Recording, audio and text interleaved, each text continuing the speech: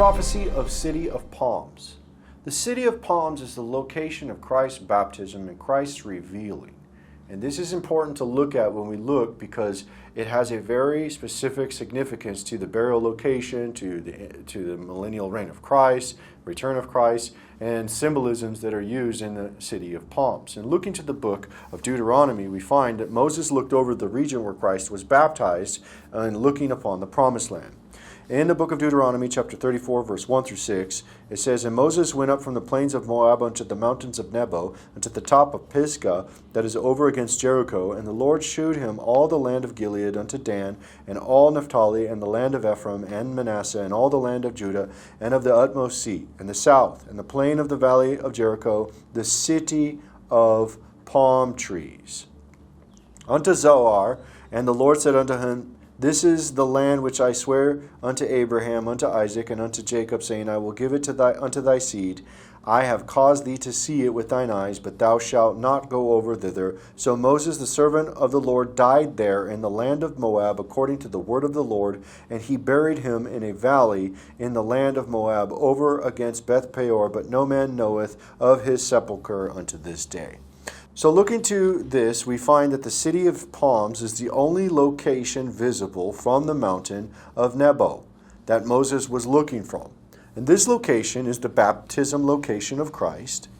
And we see on this map here that this region is the location of the mountain Moses looked over the kingdoms of the world. And this is the location of Christ's baptism with the date palms. And the date palms are symbol of the kingdom of Christ, which is the Davidic kingdom. The baptism location of Christ is in this City of Palms, and it's also the location of Jesus' temptation in the wilderness. And what is interesting is they say that the tomb of Moses is at this location specifically, just right off from the City of Palms, where Christ was baptized, where Christ went into the wilderness and was tempted. Deuteronomy chapter 34 says, And he buried him in a valley in the land of Moab, over against Beth Peor, but no man knoweth of his sepulchre unto this day. The supposed location is at the base of this mountain called Nebi Musa, and it's believed to be the location of the tomb of Moses, and we see this in these pictures.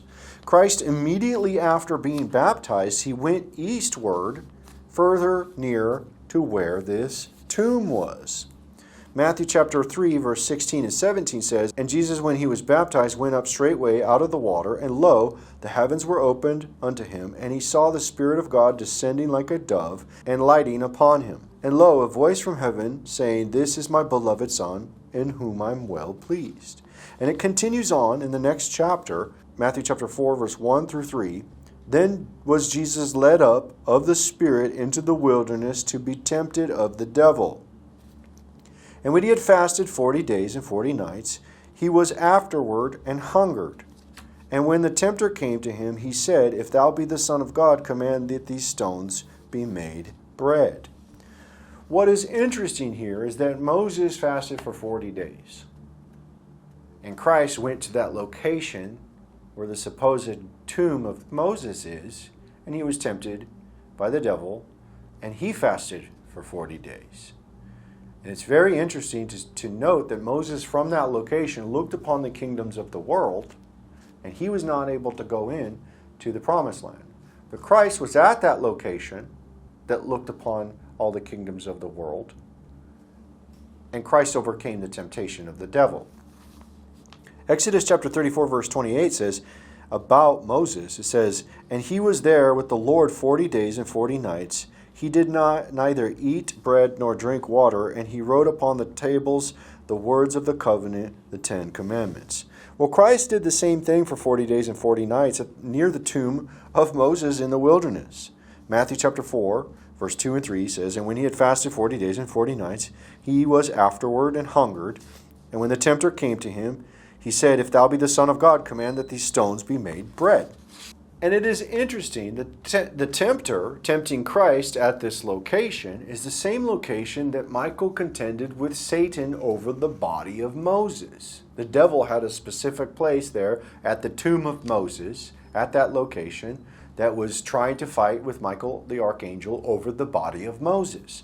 In the book of Jude, chapter 1, verse 9, it says, "Yet Michael the archangel, when contending with the devil, he disputed about the body of Moses, durst not bring against him a railing accusation, but said, The Lord rebuke thee." And what's interesting is that because Satan tempted Moses, Moses was not able to go into the promised land. That he was stopped at that very location. He looked upon the kingdoms of the world, but he was not able to go into the promised land.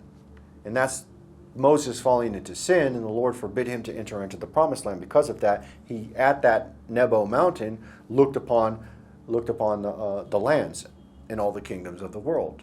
And Christ likewise was tempted by the devil there to give him all the kingdoms of the world. Deuteronomy chapter 32, verse 50 through 52 talks about the time of temptation of Moses. And it says, "And die in the mount whither thou goest up, and be gathered unto thy people, as Aaron thy brother died in Mount Hor, and was gathered unto his people. Because ye trespassed against me among the children of Israel at the waters of Meribah, Kadesh, in the wilderness of Zin, because ye sanctified me not in the midst of the children of Israel, yet thou shalt see the land before thee, but thou shalt not go thither unto the land which I gave the children of Israel." So we see that Moses was shown the promised land, but he was told by the Lord, because he had transgressed, being tempted by the devil, that he would not be able to be permitted to go into the land, but he would look upon that land. Deuteronomy chapter 34, verse 1 through 3, "And Moses went up from the plains of Moab unto the mountain of Nebo, to the top of Pisgah, that is over against Jericho. And the Lord shewed him all the land of Gilead unto Dan, and all Naphtali, and the land of Ephraim, and Manasseh, and all the land of Judah, and to the utmost sea, and the south, and the plain of the valley of Jericho, the city of palm trees unto Zoar." So we see here that Christ was at this location where Moses was looking upon all the kingdoms of the world that he was not permitted to enter into. And Christ was likewise taken up to a mountain to be able to see the kingdoms of the world and tempted by the devil. Matthew chapter 4, verse 8, during that time of the temptation near that location of Moses' tomb, it says, verse 8 through 10, "And again the devil taketh him up unto exceedingly high mountain, and showeth him all the kingdoms of the world and the glory of them. And said unto him, All these things will I give thee, if thou wilt fall down and worship me.